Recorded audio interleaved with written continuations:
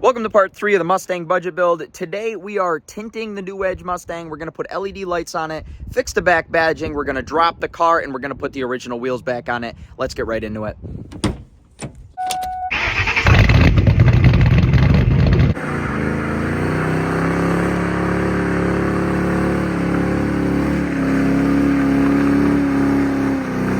So first step is going to be to get some tint. I'm going to go with 20 so I don't get pulled over for it. And we're going to get 3 rolls at $10.47 a roll.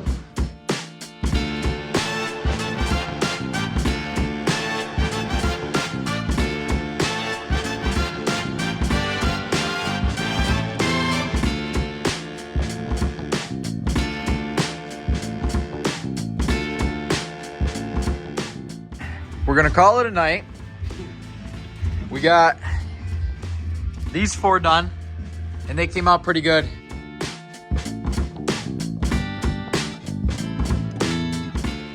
Alright, y'all, so Brian and I have gotten these 4 windows done, as well as a pretty good visor strip, but the back window is being a huge pain, so we're bringing it to a tint shop a little over an hour away. We're going to take care of the back glass. I'm also doing 20% back there, just so that I don't get bothered by cops. And then we're going to cut the springs.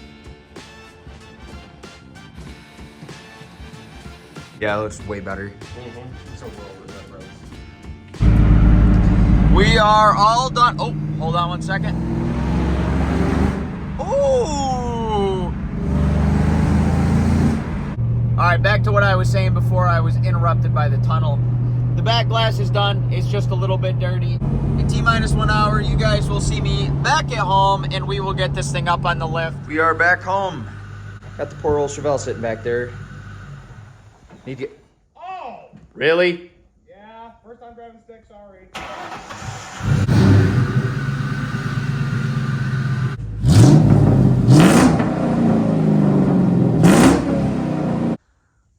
About 3 1/4 inches on the front.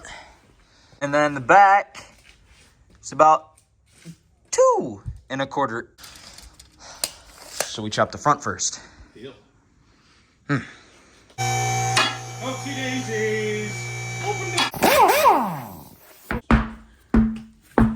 We're gonna pull the caliper off. We're gonna pull the shock bolts out. Probably the tie rod, the sway bar. Got a big boy pry bar. Pry this down, pull the spring out, cut it. So the top one was finger tight. I put the wrench on it and the wrench just fell. And I thought Mitch loosened it, but Mitch did not loosen it. So that one is fine. Somehow Jake has gotten on more bolts than I am, and I'm twice as dirty. I'll be dirty with you. Woo! Bro!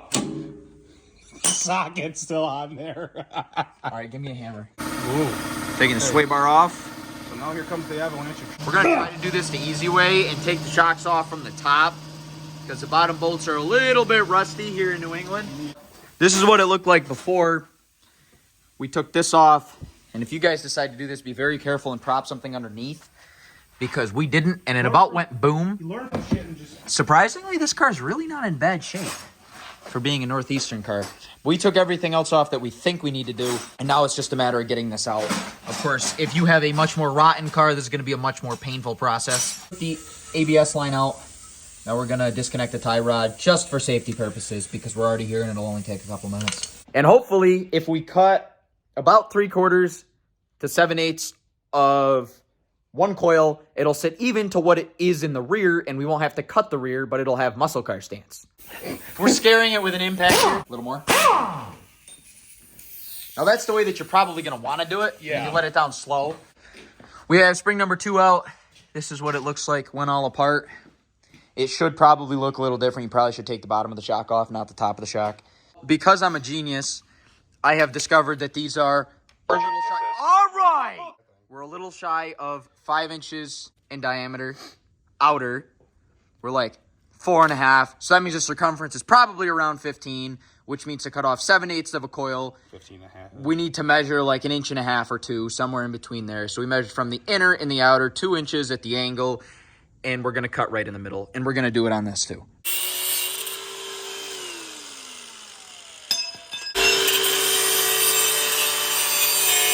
So the eyeball math came out perfect. See? even though the calculations came up weird, it worked. It did work. That's all that matters. Now we get to put it all back together and hope that it sits right.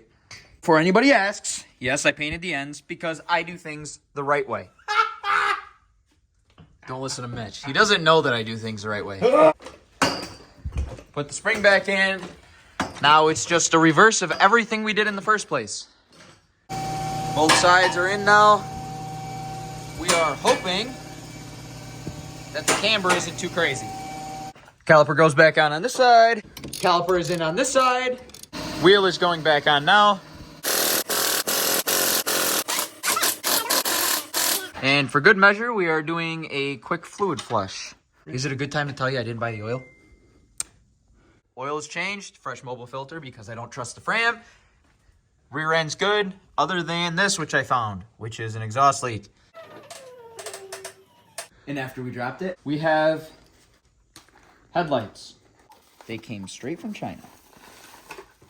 Look at this, little adapters, 30 bucks on the Amazon.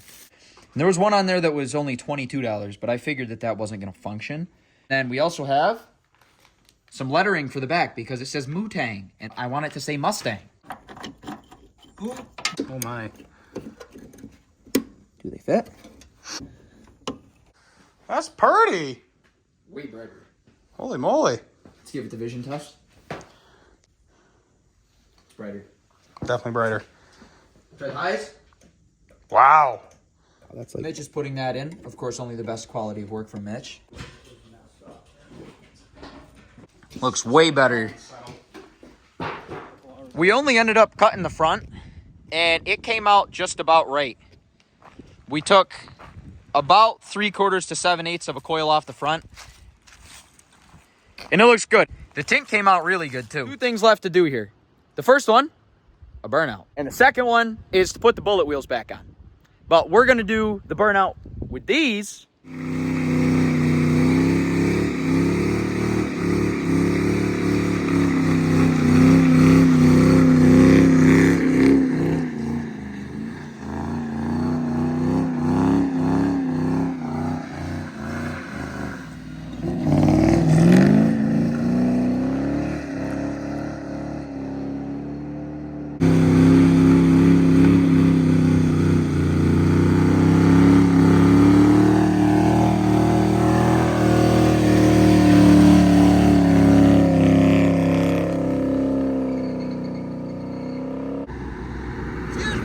You doing burnouts? No, but I saw for free. I'm gonna call my mom.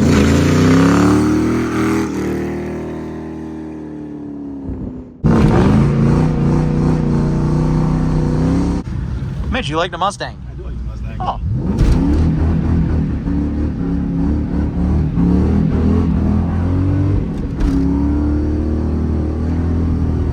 So height-wise, I think it sits just about right now.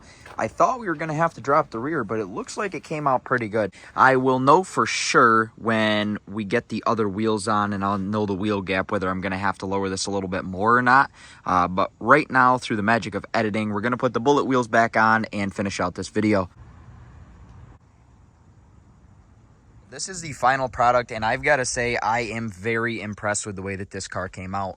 I honestly thought I was going to have to drop the rear. I'm probably going to put spacers in the back just to bump out those 245s a little bit.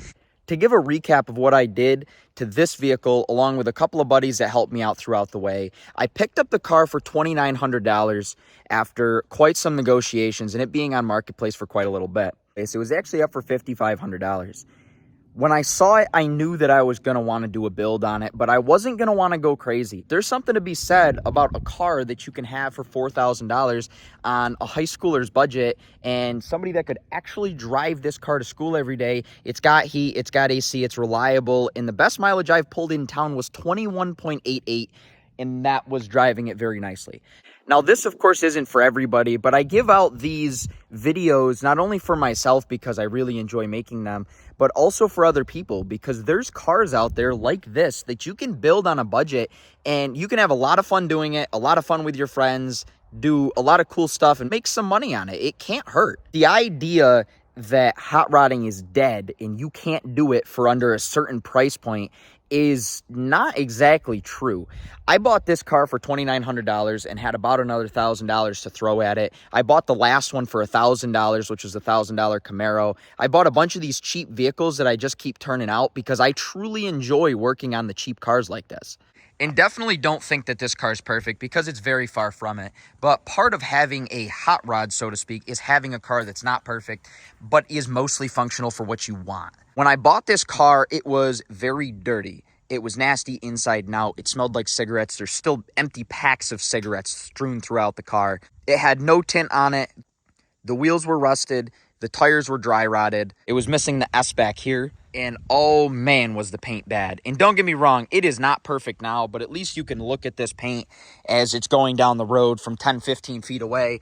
And you can see my reflection in it. It looks pretty good, even in straight sunlight. The roof sun-baked, the hood sun-baked, the trunk's sun-baked, but that's where she got the nickname Sunburn. It had terrible quality halogen lights, which I just replaced for the LED ones, which are miles better than these.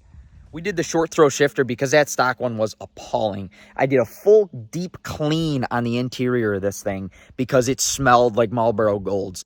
I picked these bullet wheels up for $150 after I bought the car, and then including the can of paint that I used on them and the gas, I broke even because I sold the set of wheels that came on the car for $200. I also installed an old school shift knob, my favorite scent of Little Tree, and I think the tint came out great.